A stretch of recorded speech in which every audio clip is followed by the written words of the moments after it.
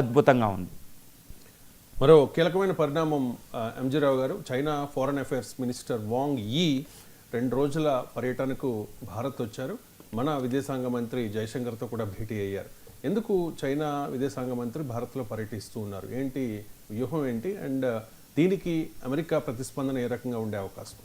Yes అండి, ఇప్పుడు భారతదేశం న్యూఢిల్లీలో చైనా డ్రాగన్ కంట్రీ విదేశాంగ మంత్రి వాంగ్ యీ పర్యటిస్తున్నారు.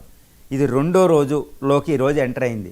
మొట్టమొదటి రోజు భారత విదేశాంగ శాఖ మంత్రి ఎస్ జయశంకర్ని మీట్ అయ్యారు. ఆయన చాలా పెద్ద గంటల కొద్దీ విస్తృత సమావేశం జరిగింది. ఈరోజు ఆయన నేషనల్ సెక్యూరిటీ అడ్వైజరు అజిత్ దోవాల్ని మీట్ అవ్వబోతున్నారు. 25వ రౌండ్ డిస్కషన్స్ ఒకటి జరుగుతూ ఉంటాయి 2 కంట్రీల మీద, అది జరగబోతుంది. ఇంకోటి ఏంటంటే ఇదే రోజు ఆయన ఈ సమావేశాల తర్వాత మన ప్రధాని మోడీని కూడా కలవబోతున్నారు చైనా విదేశాంగ శాఖ మంత్రి వాంగ్ యీ. అసలు ఎందుకు ఈ సమావేశం జరుగుతుంది? ఈ సమావేశం వైపు ఎందుకు అమెరికా ఆసక్తిగా తిలకిస్తుందండి? అక్కడ అమెరికా చాలా ఆసక్తిగా తిలకిస్తుంది. ఏం జరుగుతుంది అంటే అసలు ఈ మీటింగ్లో నిన్న ఎస్ జయశంకర్ గారు ఒక మాట చెప్పారు విదేశాంగ వాంగ్ యీతో మాట్లాడినప్పుడు. వాంగ్ యీ కూడా ఒకటి మాట్లాడారు ప్రెస్ కాన్ఫరెన్స్లో. వాంగ్ యీ ఏమంటున్నారంటే భారత్ చైనాల మధ్య 5 సూత్రాల మీద జరగాలి. అవేంటంటే prosperity, friendship, beauty, peace and tranquility అని ఒక 5 పదాలు ఉపయోగించారు. అవేంటి? శాంతి, భద్రత అనేవి, సెక్యూరిటీ, ఫ్రెండ్షిప్, స్నేహం అనేది, ట్రాంక్విలిటీ ఒక అద్భుతమైన స్నేహపూరిత వాతావరణం, బ్యూటీ అందంగా ఉండాలి, 2 రిలేషన్షిప్ చాలా బాగుండాలని 5 పదాలు ఉపయోగించారు. అంటే ఏంటి? ఇది ప్రపంచ రాజకీయాలను కుదుపబోతుంది ఇండియా చైనా ఫ్రెండ్షిప్ అని అక్కడ చైనా విదేశాంగ మంత్రి చెప్తున్నారు. ఇండియన్ విదేశాంగ శాఖ మంత్రి కూడా ఒక విషయం చెప్పారు. అదేంటి? ప్రపంచానికి మెసేజే కాదండి, ఇండియా చైనా కూడా వార్నింగ్ ఇచ్చింది. అక్కడే ముక్కుసూటిగా ప్రెస్ కాన్ఫరెన్స్లో వాంగ్ యీ ముందే ఎస్ జయశంకర్ గారు చెప్పారు. ఏమని చెప్పారు? బార్డర్ డిస్ఎంగేజ్మెంట్, బార్డర్ దగ్గర ఉన్న సైన్యం అనేది ఉపసంహరించుకోవాలి, శాంతి చర్చలు జరగాలి, బార్డర్ డిస్కషన్ జరగాలి. యాక్చువల్ అది జరుగుతుంది, బార్డర్ రిజాల్వ్ చేయాలి ప్రాబ్లమ్ని అని ముక్కుసూటిగా చెప్పారు. 2 ట్రేడ్ అభివృద్ధి చెందాలి అని చెప్పారు. తర్వాత టెర్రరిజం కోఆపరేషన్ ఇవన్నీ ఉండాలి అని చెప్తున్నారు. ఇండియన్ ఓషన్ ఇక్కడ మొత్తం బార్డర్ అంటే ఇండియన్ ఓషన్లో కూడా వస్తుందండి. సో పాకిస్తాన్ ఈ విషయం మీద ఈ విషయం టెర్రరిజం అంటే ఇండియా చైనాకి వార్నింగ్ ఇస్తూనే నువ్వు నాతో సంబంధాలు కోరుకుంటే ఇవన్నీ నువ్వు చెయ్యాలి అని చెబుతూనే ప్రపంచానికి ఒక సందేశం ఇచ్చారు. భారత్ చైనాల మధ్య ట్రేడ్ అభివృద్ధి చెందాలి. అక్కడ చైనా విదేశాంగ మంత్రి గారు కూడా చెప్పారు. అంటే ఏంటి? చైనా విదేశాంగ మంత్రి ఇంకోటి కూడా చెప్తున్నారు.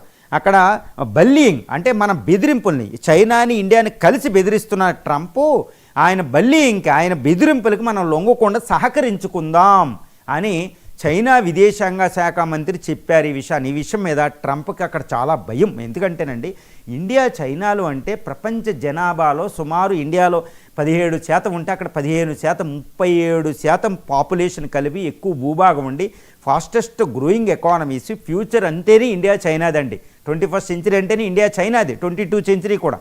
కాబట్టి ఈ 2 దేశాలు ఒకటేని అనుకో, పురాతనమైన సజీవ సంస్కృతులు గల ఇండియా చైనాలు ఒక్కటేని అంటే ప్రపంచంలో ఏ శక్తి కూడా తర్వాత సెకండరీకి వెళ్ళవలసిందే. అద్వితీయం అన్నమాట ఈ రిలేషన్షిప్. అందువల్ల ఏంటంటే ఇండియా చైనాలు ఒకటి అయిపోయినాయి అనేది అర్థమవుతుంది. ఇప్పుడు ఈ వాంగ్ ఈరోజు ఇండియాలో ఏం చేస్తున్నారు 2 రోజులు అంటే, ఇండియన్ ప్రైమ్ మినిస్టర్ ఆగస్టు 31 వచ్చే నెల 1న ఆయన షాంఘై కోఆపరేషన్ ఆర్గనైజేషన్ మీటింగ్కి వెళ్ళబోతున్నారు.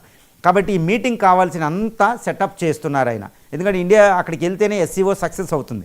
తర్వాత ఇక్కడ జరగబోయేది బ్రిక్స్ కరెన్సీ కొంచెం ప్రాతిపదిక జరగబోతుంది.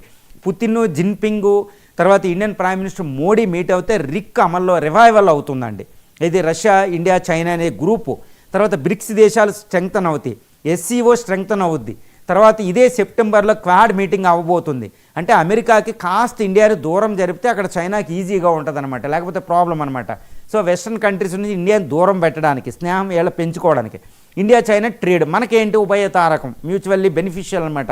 ఇప్పుడు అమెరికా మీద టారిఫ్లు విధించింది కాబట్టి చైనాతో పెంచుకుంటే, ఎందుకంటే చైనా అనేది 2వ అతిపెద్ద ట్రేడింగ్ పార్ట్నర్ ఇండియాకి. మన ఎక్స్పోర్ట్స్ ఇంక్రీజ్ చేసుకుంటే చైనాకి మనం ఇంకా అమెరికా మీద ఆధారపడవలసిన అవసరం మనకు ఉండదు. రష్యాతో కూడా పెరిగిపోతుంది. చైనా రష్యాలతో పెరిగింది అంటే సెంట్రల్ ఏషియన్తో పెరుగుతుంది. అమెరికా కంటే ఎక్కువ ట్రేడ్ చేసుకోవచ్చు. ఇక్కడ ఏషియన్ గ్రూప్ దగ్గర జాగ్రత్తగా ఉంటుంది. చైనాతో సత్సంబంధాలు వచ్చినాయంటే ఇక్కడ పాకిస్తాన్ అది ఆపిద్ది కాస్త. బంగ్లాదేశ్లో ఎన్నికలు జరుగుతున్నాయి, ఎన్నికల్లో చైనా ఇన్వాల్వ్మెంట్ కాస్త తక్కువ ఉందంటే ఇండియాకి చాలా beneficial. South Asian control a huge benefits అనమాట. India is going to get a huge benefits. It can reap the huge benefits out of its friendship with China అండి. అందువల్ల ఎంతో ఒక అద్భుతం జరుగుతుంది. ఇక్కడ ట్రంప్కి సరైన సమాధానం చెప్పడం జరిగింది. ఇక ట్రంప్ డాలర్కి ఎగ్నెస్ట్గా బ్రిక్స్ కరెన్సీ. కాబట్టి ఈరోజు చైనా విదేశాంగ శాఖ మంత్రి ఇక్కడ ఉన్నాడు అంటే వాషింగ్టన్లో భయం పట్టుకుందనేది ఇక్కడ సుస్పష్టంగా మనకు అర్థమవుతుందండి. రైట్. ఇక